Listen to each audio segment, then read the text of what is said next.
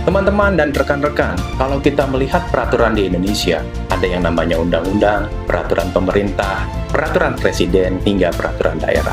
Dalam hukum Indonesia, semua peraturan tersebut memiliki tingkatan atau hierarki. Artinya ada peraturan yang kedudukannya lebih tinggi dari yang lainnya.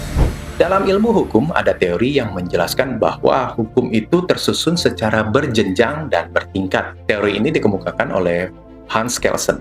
Intinya, setiap norma hukum yang lebih rendah harus bersumber dan berdasar pada norma yang lebih tinggi. Dan pada puncaknya, ada yang disebut norma dasar atau Grundnorm, yaitu fondasi tertinggi dari seluruh sistem hukum. Teori ini kemudian dikembangkan oleh Hans Nawiaski, yang menjelaskan bahwa norma hukum tidak hanya bergantung pada yang di atasnya, tetapi juga menjadi dasar bagi norma yang ada di bawahnya.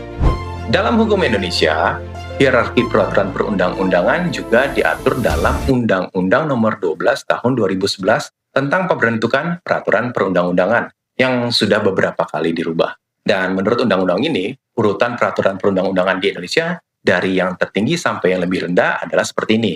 Yang pertama, ada Undang-Undang Dasar Negara Republik Indonesia tahun 1945 sebagai hukum tertinggi di Indonesia. Di bawahnya yang kedua ada ketetapan Majelis Permusyawaratan Rakyat atau TAP MPR. Berikutnya yang ketiga ada undang-undang atau peraturan pemerintah pengganti undang-undang atau disebut Perpu.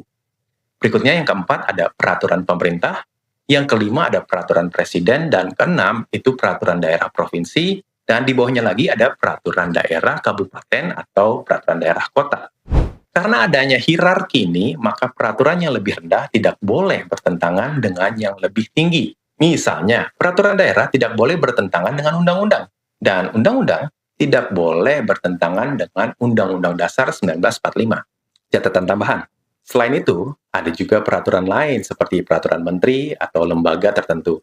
Namun secara hierarki, posisinya berada di bawah dan harus mengikuti peraturan di atasnya. Semoga bermanfaat dan menambah wawasan teman-teman.